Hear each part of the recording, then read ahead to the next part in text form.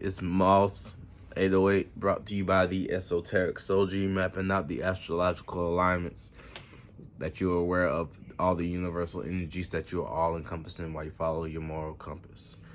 In this transit, we have the moon in Libra, sun in Pisces. See, we got these inconjunctions going on between the moon, our receptive and receiving energies, going into the fall, and then the sun setting right on the precipice of springing and launching those new dreams, imaginations, and illusions of collective love, collective harmony, and reciprocation via your psychic gifts and talents. And it's very spiritually charged season and warfare, and things for you to get lost in, things for you to camouflage yourself in. So with this in conjunction, this is, wanting to bring balance and peace to your relationships and your way of relating via the South Node and the past comforts that we are feeling, that are everyday natures to us that we don't have to work hard for. But with our moon here, we are connecting more to the past relationships and things, especially with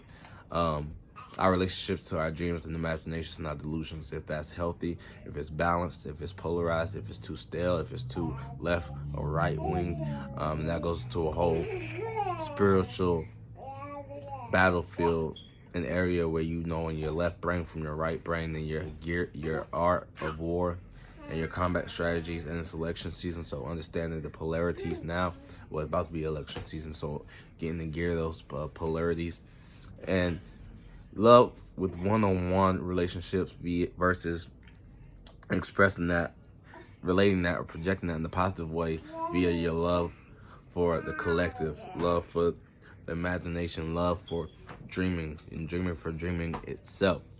And of course, this moon opposing the North Node Chiron, so we're opposing our individual wounds and way of healing our self-expression that would set us on our uncomfortable path that is still when you're not in your comfort zone or your bubble of your desires of familiarity, but initiating and breaking in those new grounds to terrains. But right now we're opposing that due to our relationships or past relationships, or relationships, one-on-one relationships that become a gift because you can work as a duo or a dynamic going towards Mars, your passions and motivations for your way of associating or going to war and rebelling, or having the cause to rebel against something because of something that you're willing to compromise for or relate for, as far as ghosting or disassociating from certain energies, but you are attaching a mental form, and that mental form can be locked in and create a train of thought where those links are like this, so you barely see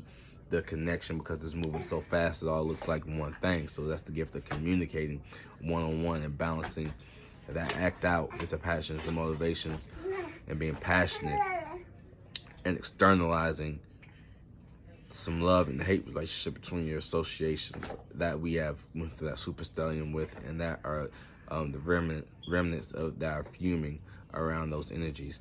And we're gonna have this other misunderstanding, misalignment, and confusion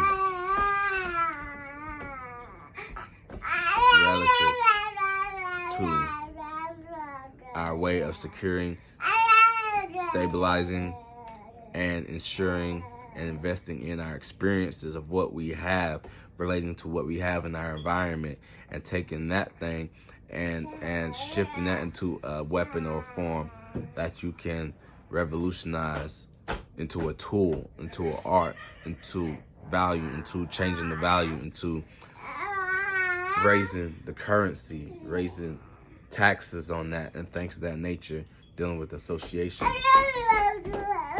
And so you might misunderstand that being in your own lane or being in your own comfort zone of seeing two sides and being able to monopolize and pick up on said energies. And then you have the moon. I don't know how I'm missing out on the Pluto, trying to Pluto take power control over the situations and your associates and your way of associating via your one-on-one relationships and your compromises that you are working with. And the sun in Pisces is Saturn is the reality and responsibility of a situation as well. So seeing the structured, grounded borders and parameters of how far you can go and cannot go, and things of that nature with your one-on-one relationships, how far you can carry your team with a dream, or how far that dream can carry your team, your floaters, your fog. Saying how far you can move forward in those terrains and scenarios. So that's the rundown. I notice my videos getting shorter and shorter because I'm getting more to the point. And let's talk about the spiritual system. Hope. As I'm talking more about the spiritual systems. That's it. That's all. You know what I'm saying? That's all that goes into that. You know what I'm saying? So one-on-one relationships and seeing how far those relationships are responding to your dreams and imaginations and delusions that involve the collective love, and not just one-on-one individual humanitarian energy. See, that's where they kind of Libra and Aries are kind of looking more of the same as far as that misunderstanding of giving birth to something into your individuality, and then wanting to not wanting to get too far deep and lost in your imagination and jump off your relationship into those ocean currents of your dreams, imaginations, and delusions, if you get me. So that's all the breakdown for that. Appreciate y'all. Stay tuned. Peace.